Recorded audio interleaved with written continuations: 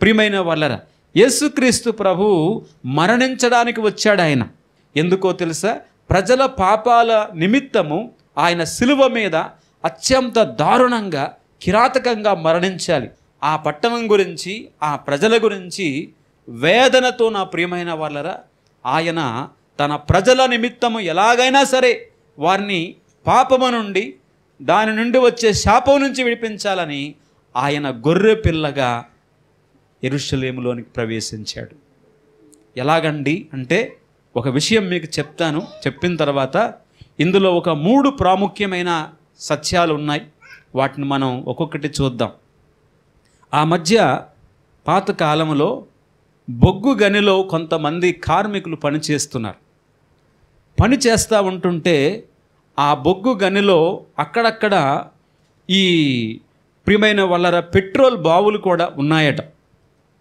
అందుకనే అప్పుడప్పుడు అక్కడ మంటలు లేచి ఊరికనే అంటుకొని ఆ బొగ్గు తగలబడుతూ ఉంటుందట. ఆ విధంగా ఆ సమయంలో అక్కడ కూడా ఈ మంటలు అంటుకొని అంతా కూడా ఆ బొగ్గు గని బావిలో చాలా వరకు మంటలు వ్యాప్తి చెందాయి. ఆ పైనున్న వాళ్ళందరూ కూడా త్వరపడి పైకి వచ్చేసారు. కానీ లోపల బావిలో ఒక 5గురు మాత్రము ఉండిపోయారన్నమాట. ఎందుకంటే ఆ అగ్ని కీలల్లో, ఆ మంటల్లో పైకి రాలేక వాళ్ళు ఏం చేశారంట, కింద ఉండిపోయారు. కాబట్టి వాళ్ళు ఎప్పుడైతే కింద ఉండిపోయారో పైనంతా కూడా మంట మండుతుంది, అగ్ని కీలలు ఎగసపడుతున్నాయి. పైనున్న వారు అరుస్తున్నారు, మీరు రండి రండి అని. అయితే పైకి రావడానికి ఏమాత్రం అవకాశం లేదు. అలాగే పైనున్న వారు కూడా కిందకి వెళ్ళి ఆ 5గురిని రక్షించడానికి కూడా అవకాశము లేదు. ఎందుకు? మధ్యలో ఏముందండి, ఈ మంటలు, భయంకరమైన ఆ అగ్ని మండుతూ మరి దావానలాగా అది వ్యాపిస్తూ ఉందన్నమాట అక్కడ ఆ ప్రదేశంలో. కాబట్టి నా ప్రియమైన వాళ్ళరా, అందరూ కూడా ఒడ్డున ఉండి అరుస్తున్నారు, లోపల ఉన్న వాళ్ళు కూడా అరుస్తున్నారు. వీళ్ళేమో వాళ్ళ దగ్గరికి వెళ్ళటానికి లేదు, వాళ్ళేమో వీళ్ళ దగ్గరికి వెళ్ళడానికి లేదన్న స్థితిలోనికి వాళ్ళు వెళ్ళిపోయారు. ఇక బయట ఉన్నవాళ్ళు, ఆ లోపల ఉన్నవారి తాలూకు వాళ్ళందరూ కూడా చాలా అరుస్తున్నారు, ఏడుస్తున్నారు. ఎవరైనా వచ్చి సహాయం చేయండి అని అనుకుంటున్నారు. ఎవరు సహాయం చేద్దామని ముందుకెళ్దామన్నా సరే ఆ సహాయం చేయడానికి వెళ్ళే వ్యక్తి ఖచ్చితంగా మరణిస్తాడు, ప్రాణాలతో తిరిగి వస్తాడన్న ఏమాత్రం గ్యారంటీ కూడా లేదన్నమాట. ఇలాంటి పరిస్థితుల్లో వాళ్ళందరూ కూడా అత్యంత వేదనలో ఉన్నారండి.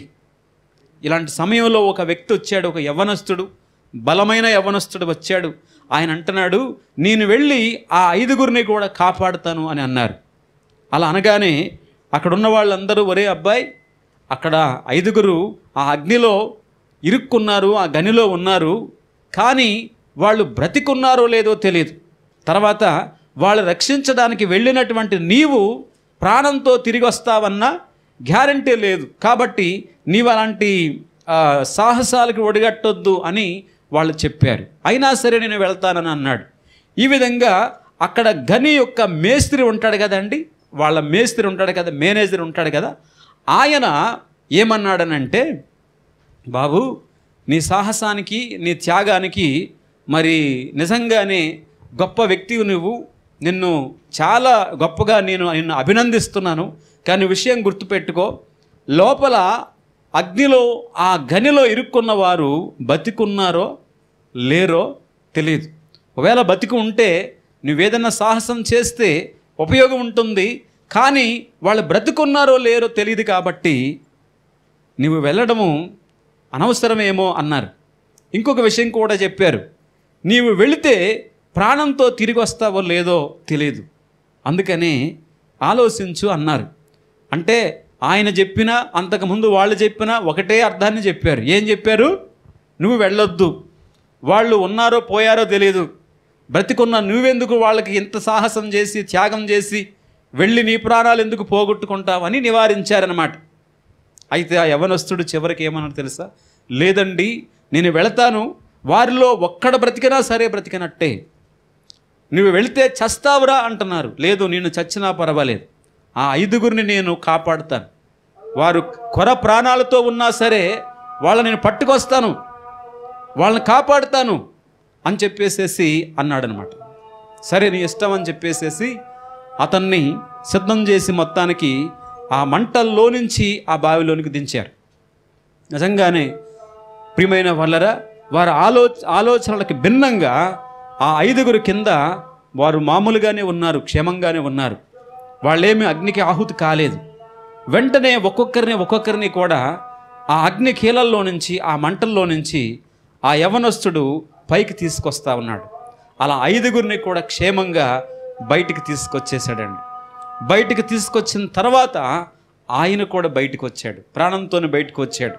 కానీ అప్పటికే 80% తన ఒళ్ళంతా కాలిపోయింది. ప్రియమైన వాళ్ళ, ఆ అగ్నికి, ఆ మంటలకి ఏమైంది? 80% అప్పటికే ఒళ్ళంతా కాలిపోయింది. కాలిపోయిన తర్వాత అతన్ని హుటాహుటిన హాస్పిటల్కి తీసుకువెళ్ళి ట్రీట్మెంట్ అయితే ఇప్పించారు, కానీ బ్రతకలేదు. ఆయన చనిపోయాడు. ఆయన సంతోషంగానే మరణించాడు. ఎందుకో చెప్పమంటారా? తన మూలంగా 5 వ్యక్తులు బ్రతికారు అన్న సంతోషంతో ఆయన మరణించాడు. ప్రియులరా, ఏమర్థమైంది మీకు? ప్రియమైన వాళ్ళ, ఇక్కడ మీకు ఏం చెప్పాలనుకున్నానంటే, యేసుక్రీస్తు ప్రభువారు కూడా తనకి మరణం ఉంది, ఆయన సిలువ వేసి చంపుతారని కూడా తెలుసు. అయినా సరే ఆయన ఇష్టపడి కావాలని యెరూషలేము వచ్చాడనమాట. ఎందుకు వచ్చాడో చెప్పమంటారా? ఈ భూమి మీద మనుషులందరూ కూడా ఒక భయంకరమైన నరకాగ్నికి ఆహుతి కాబోతున్నారు. వాళ్ళు అక్కడికి వెళ్ళకూడదు, ఆ నరకంలోనికి వాళ్ళు వెళ్ళకూడదు, ఆ ఆరన అగ్నిలో వాళ్ళు పడకూడదు. వాళ్ళని నేను రక్షించాలి, నా ప్రశస్త రక్తాన్ని చిందించి వాళ్ళ యొక్క పాపపు శిక్షను నేను భరించాలి అన్న ఒక పూర్తి ఇష్టముతో ఆయన యెరూషలేములోనికి ప్రవేశించాడు. ఆ ప్రవేశించిన రోజే ఈరోజు.